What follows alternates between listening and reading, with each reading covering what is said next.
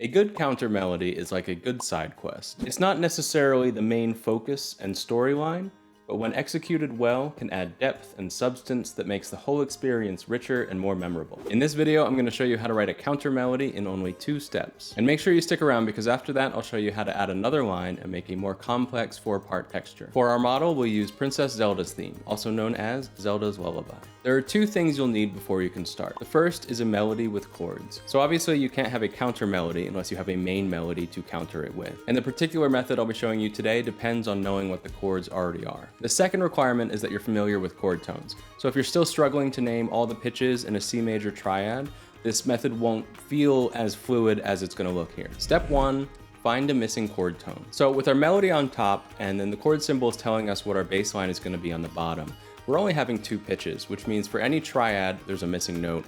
For any 7th chord or extended chord, there could be 2, 3, or even more missing notes. So the first thing we're going to want to do is identify what note is missing from the chord. So I'm going to look at each chord and find the missing chord tone or a missing chord tone. In this case, we've got a C major 7 with a B on the top. We've got C in the root, B on the top, which is the 7th. So we're missing the 3rd, the E, and we're missing the 5th, the G. So my choice is between the E and the G. Generally, the 3rd is the more important pitch because the 3rd kind of identifies the characteristic. That's how we know this is C major, not C minor. So I'm going to go for the E. Next, we're looking at the F over C. And you can see we have C in the bass because that's how it's defined in the chord, and then A in the melody. We're missing the F, which for an F chord feels like a pretty important note. So I think that will be our next choice. And if you can see, that actually looks pretty nice. Coming from that E, that's going to be pretty smooth voice leading. As far as missing chord tones, I'm just going to copy paste that because that's going to be the same thing. We were missing the E, we were missing the F. So now we've got a B minor 7. We've got the B in the bass, got the B in the top. So again, that more important note that we're missing is the D. If I put an F sharp here, we wouldn't know, is this B minor, is this B major, is this B what? If I put the D natural, we're going to know, okay, this is a B minor chord. And though it says B minor 7, I don't really have a place for that 7th, so that's another note that's going to have to be missed. Of all the choices, I think D is definitely the better choice to identify the chord. In case it wasn't clear, notice that I'm putting all of these notes below the melody. The melody is staying on top. Next, we have a G diminished over B flat with an A in the melody, but really this A is like an appoggiatura. It settles back down on the G. So I'm going to consider this a G diminished over B flat with a G in the top. So what we're missing is that D flat. So we will put that guy in here. Next we have an A minor, and although it has a D in the top, that D settles down in the C. So we, for the most part, have the 3rd of the chord in the melody. It's the 4th for a moment and then settles down into the 3rd. We have the root and the bass, so we're missing the 5th. So what we're going to want is the 5th of the chord, the E natural. And then the last thing is this D7 chord. So we have the D in the bottom, we have the A in the melody. What we're missing is the F sharp, 3rd, and we're missing the C, which is the 7th. Given, again, that whole thing, the 3rd is such an important note. It's interesting how rare it is to find the 3rd in this melody because the 3rd is such an important note in telling you what the harmony is. So once again, I'm going to go with the 3rd of the chord. I'm going to go with the F sharp. So this line here, this is what we have so far. This is surprisingly smooth. It's stepwise movement, except for this leap, I guess, from this. This should be an F natural. Except for the leap here from the F down to the D. Pretty smooth. I mean, I guess technically that's a minor 3rd as well. But it's a very smooth line. And so here's what it sounds like before we actually kind of create a line out of this. Just using the chord tone as harmony.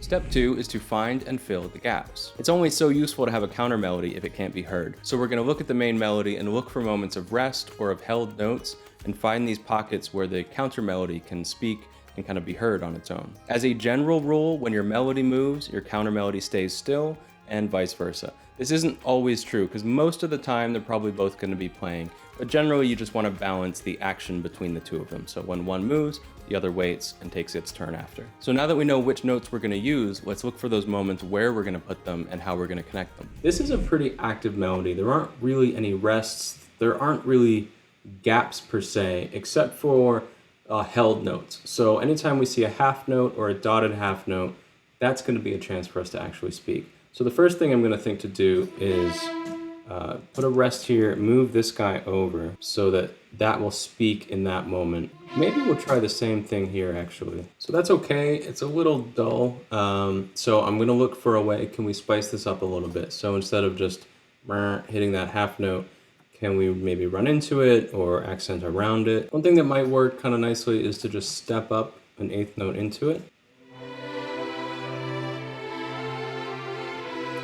So I like that a lot better. It adds, again, a little more interest, a little more flair, and I think that feels pretty good. So I think we're just going to repeat that because the melody repeats, and then the exception is that maybe here we'll want to fill that in and make that a little more interesting.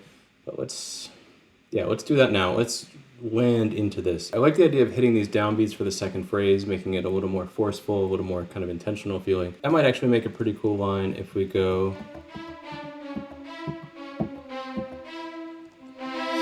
So what I did there, let me back up a little bit to show what I did.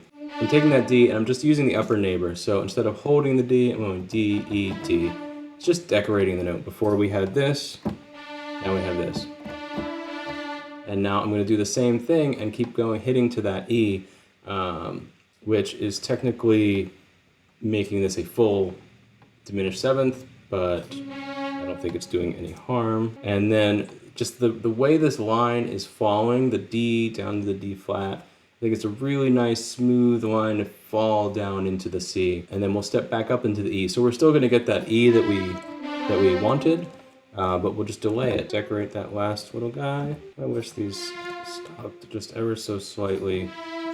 All right, I'm going to kind of backtrack a little on what I said and try doing the offbeat thing on all these other measures as well, just to see what that feels like. Does that add some nice interest?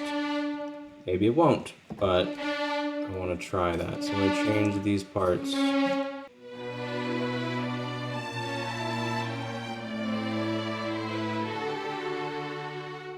think that's better. I like that. Maintaining that kind of pattern we've established of the offbeat thing, I think actually makes it a little nicer. It is that whole thing of speaking to the gaps, finding the moments where the line's going to be actually heard. This D wasn't really being as heard, and it wasn't letting the melody be as heard. I was kind of losing some strength in the melody by hitting everybody on that downbeat. So giving the melody its own chance, and then the counter melody its own chance. Both were able to be heard. So here we go. Here's the whole thing of the main melody, bass line, and counter melody together in 3 parts.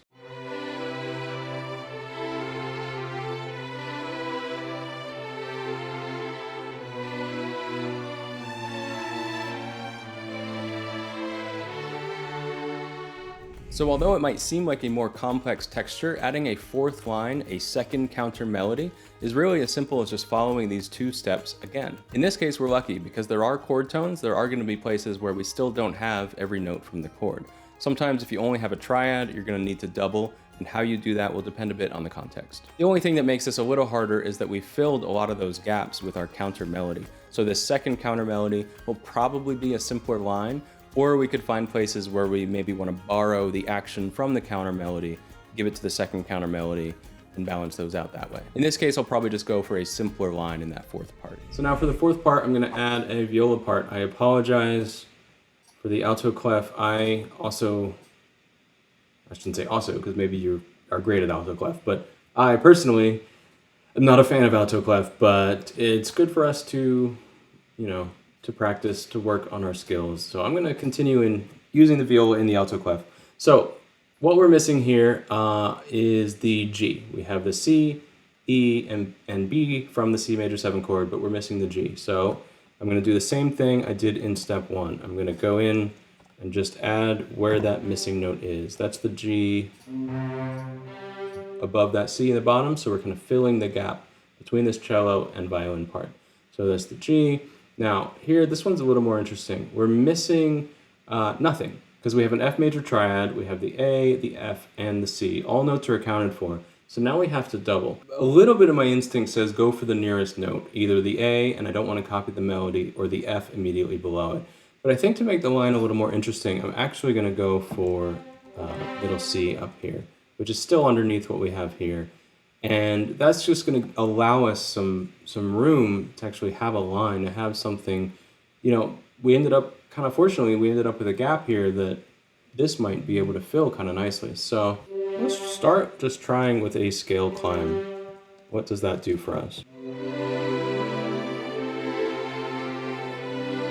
Yeah, I think that's gonna work. Could we fall down into that G at all? Like an A into the G? I'm going the opposite direction of the melody.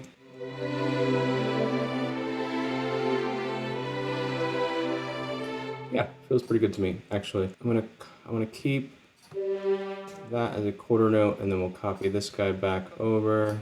I have to decide, because I did something a little different here, I have to decide how I might want to do it differently. Sometimes you work forward, sometimes you want to work backwards. So let's see where we're going to end up, and then we'll think about how we're going to fill this gap here.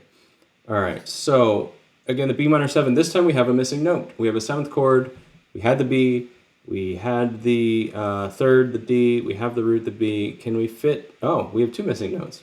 We're missing the A and the F sharp. I think the A is a more interesting note, so I'm going to lean towards the A. Now what we're missing, we emphasized we have everybody spoken for here. So maybe this is a case where we want to kind of lean towards who's close. Let's go for the G, because even though the melody ends up on a G, it's not actually really present. So I'm leaning towards that, and then what's missing here? Nobody's missing. We could turn this into a minor 7. That is up to our own taste if we like that, but that's keeping that G over pretty smooth.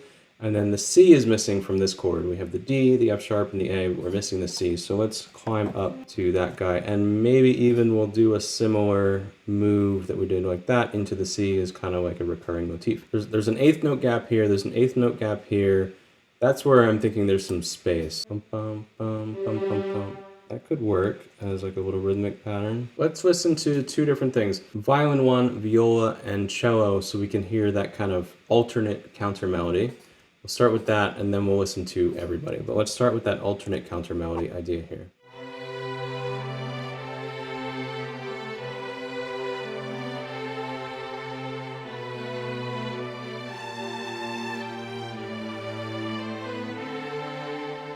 So that works on its own. That works as a trio, even though this was written as like a 4th part. We followed the same principles. We still went for what's a missing chord tone, where are some gaps that we want to fill. So it still works in a lot of the same ways. So now let's listen to the whole thing played back.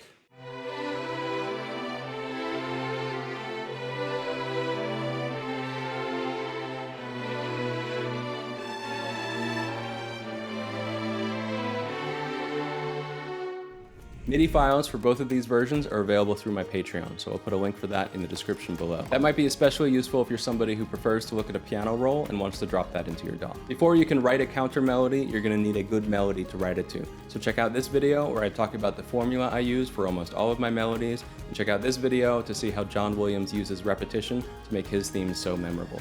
Thanks for watching, and I will see you in the next one.